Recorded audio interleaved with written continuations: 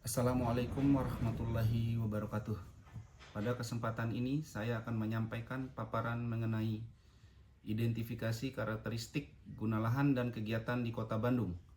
Paparan ini merupakan bagian dari tugas teknik presentasi dan komunikasi di Universitas Terbuka. Perkembangan suatu kota tidak hanya terjadi karena meningkatnya jumlah penduduk, tetapi juga disebabkan adanya transformasi ruang.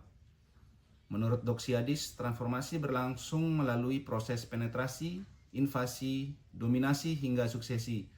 Proses ini menunjukkan perubahan fungsi yang berkelanjutan, namun dalam banyak kasus perubahan tersebut tidak selalu sesuai dengan rencana tata ruang, sehingga menimbulkan berbagai persoalan penataan ruang.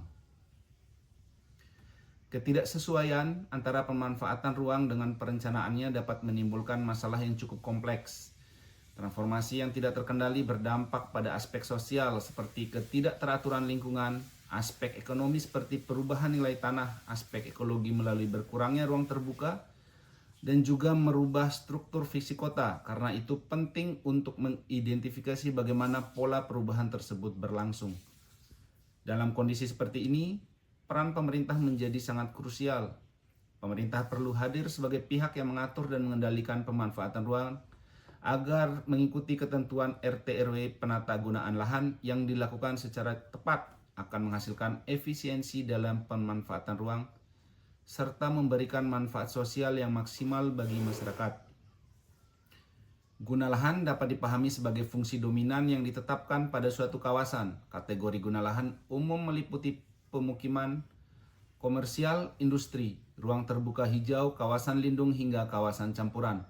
Mengelompokkan guna lahan menjadi penting untuk memudahkan analisis transformasi dan memahami karakteristik ruang di suatu wilayah.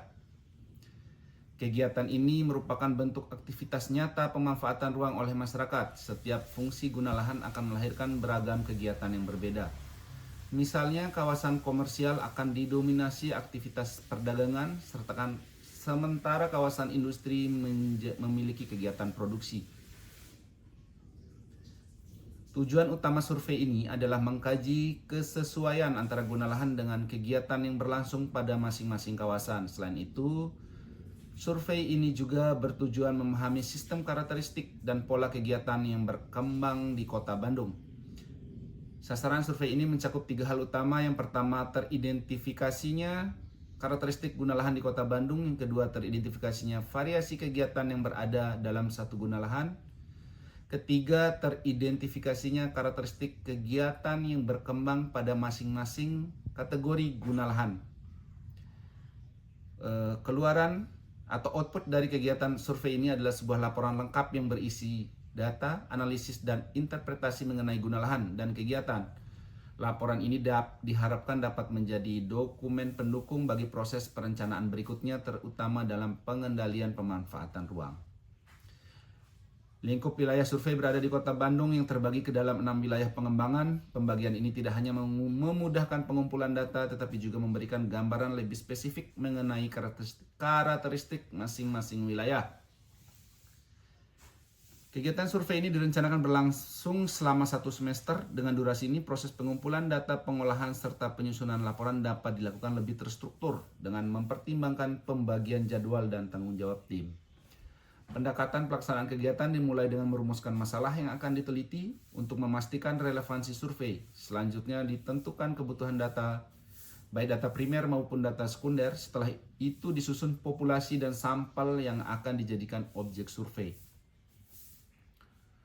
Untuk mendukung kelancaran kegiatan dibentuk tim pelaksana yang memiliki tugas masing-masing. Penyusunan proposal dilakukan sebagai dokumen awal yang memuat tujuan, metodologi, kebutuhan data, serta rencana kerja. Diskusi internal juga dilakukan untuk memastikan seluruh anggota memahami mekanisme sistem kerja. Pada tahap pelaksanaan teknis, dilakukan penentuan area yang akan disurvei di lapangan. Pengumpulan data dilakukan menggunakan panduan yang telah disiapkan. Etika survei dijaga termasuk menghormati privasi masyarakat dan meminta izin jika diperlukan.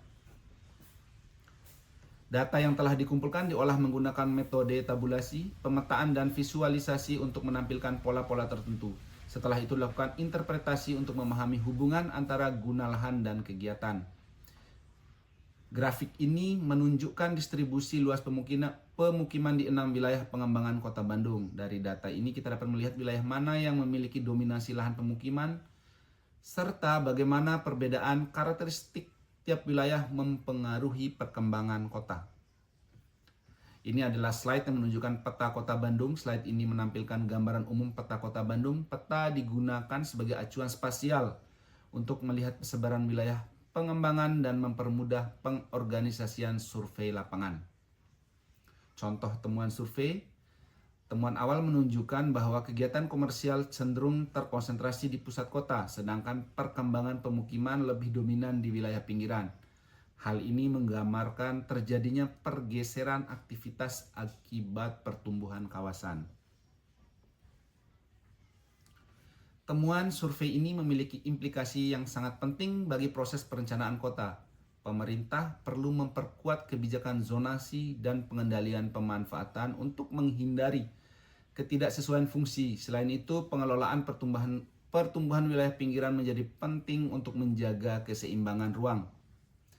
Sebagai penutup, kegiatan survei ini diharapkan dapat mampu memberikan gambaran awal yang komprehensif mengenai perkembangan guna lahan dan kegiatan di Kota Bandung. Informasi ini dapat mendukung perencanaan kota agar lebih terarah dan berkelanjutan.